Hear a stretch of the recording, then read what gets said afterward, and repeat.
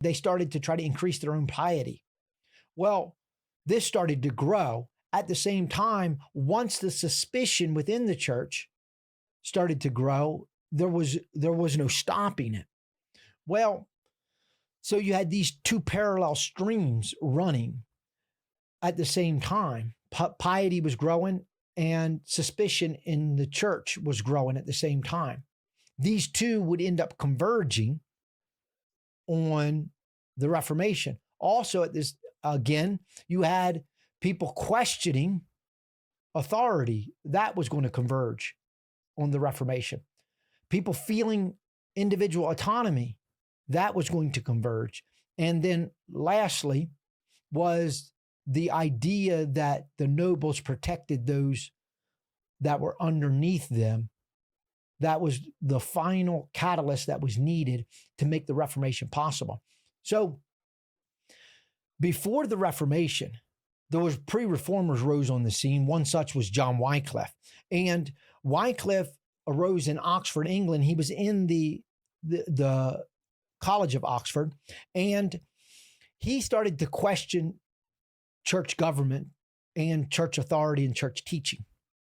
Well, the governance of Oxford felt like because Wycliffe was one of their professors, they owed an obligation to protect him to him. They owed an obligation to him to protect him, to offer him a protection. Well, when the church wanted him silenced and even turned over, they refused.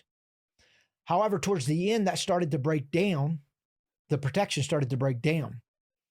His teachings went over to Bohemia through groups known as the Law Lords. When they arrived in Bohemia, John Huss, a monk, took up the teachings of Wycliffe and he started proclaiming them.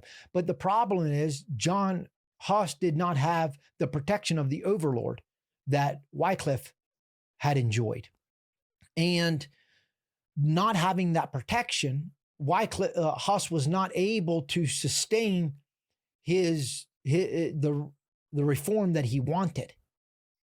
But the nobilities, or the council at which that condemned him, was named the Council of Constance. That council had offered him safe passage. And what that meant in those days is he could leave his home, and no matter what was decided at the council, he was allowed to return back to his home. And so then he could leave and come back underneath safe passage. And then once he arrived back home, well, then whatever sentence was delegated out at the council, he was then subject to. But when he arrived at the council, they withdrew their safe passage and he was condemned to death. Well, that started a somewhat of a riot in Bohemia at the time, and of his followers, many people rose up, and it became known as the Hussite Wars. That had a great impact on Europe. And people started realizing that local military, because of the Hussite Wars, local military could offer resistance to powers of overlords.